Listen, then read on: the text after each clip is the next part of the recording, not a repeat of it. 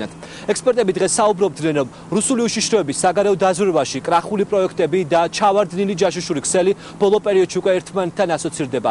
რატომ გახდა რუსული უშიშროება, რომელსაც ერთ-ერთი ყველაზე დიდი ისტორია აქვს და საბჭოთა გადმონაშთია ასეთი წარუმატებელი, რომელი პროექტები ჩაუვარდა ბოლო რამდენიმე წლის განმავლობაში რუსულ დაზვერვას და რა იქნება 2 დღის შემდეგ, როდესაც პრესაში მუსილებს აქტიურად ინფორმაცია, რომ რუსული დაზვერვის ჩავარდნილი ქსელის შესახებ საქართველოში ხელისუფლების წარმომადგენლები თბილისში უკვე ოფიციალურ განცხადებას გააკეთებენ. ჩემმა კოლეგამ ეკა სოსელია მიმოშავა ამ თემაზე და შეეცადა რომ მოეძებნა ყველაზე აქტუალურ კითხვებზე პასუხი. ის ახლა პირდაპირ ეთერში განაგზობს საუბარს. ეკა გისმენთ ყურადღებით. თუკი ბოლო წლების ქრონიკას განსაკუთრებით კი 2010 წელს გადავავლებთ, თვალს შეგვიძლია ვთქვათ, რომ სოფლიო ჯაშუშურ სკანდალში რუსეთი არის ერთ-ერთი ყველაზე მთავარი ფიგურა. რუსეთის აგენტურის სქემები საქართველოშიც არაერთხელ გაშიფრეს. ანალიტიკოსები ამბობენ, რომ რუსეთმა აგენტურა საქართველოში განსაკუთრებით 2008 წლის შემდეგ გააქტიურა, ანუ მას შემდეგ, რაც ქვეყნებს შორის დიპლომატიური ურთიერთობების შეწყდა, რადგანაც კრემლი ახლა ინფორმაციის მიღებას საქართველოდან არალეგალური დაზვერვით ცდილობს. 2010 წელი 29 ივნისი ამერიკის შეერთებული შტატები დაკავებულია რუსი ჯაშუში ანა ჩაპმანი. მასთან ერთად სამართალდამცველებმა კიდევ 9 აგენტი აიყვანეს. შტატებმა ჯაშუშური სკანდალი ობამა მედვედევის შეხვედრის პარალელურად გაშიფრა. 2010 წელი 28 ივლისი კვლავ შტატები ჯაშუშობის ბრალდებით დაკავებულია 24 წლის ანა ფერმანოვა, გოგონა გლამურული გარეგნობით. ჩეხეთი 28 ივლისი დაკავებულია რობერტ რახაჯო, პროფესიით ფსიქოლოგი, აგენტი, რომელიც ინფორმაციას ძირითადად რაკეტსაწინააღმდეგო სისტემის შესახებ აგროვებდა. 2010 წელს ჯაშუშების დაკავება ბრიტანეთსა და უკრაინაშიც ხდება.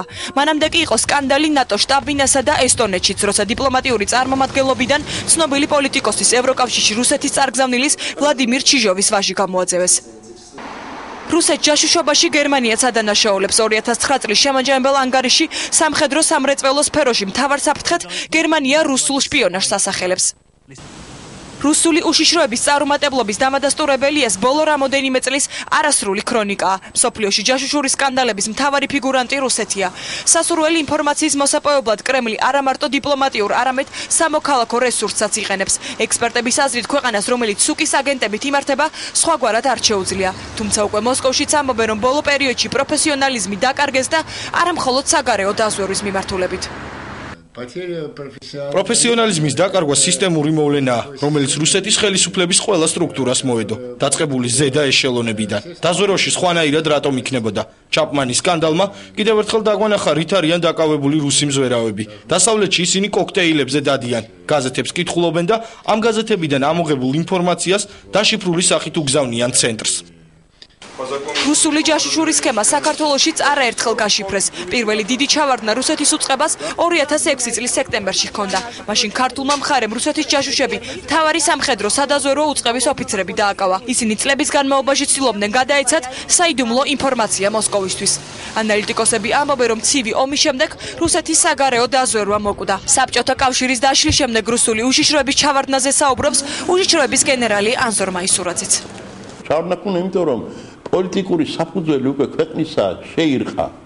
უკვე იდეოლოგიური საფუძველი შეირყა და ძალიან ბევრი ამ დროისათვის საგარეო დაზვერვის სამსახურებმა გადაიბირეს. დღეს რუსეთის სპეცსამსახურები ჩაძირული არიან კორუფციის ჭაობში.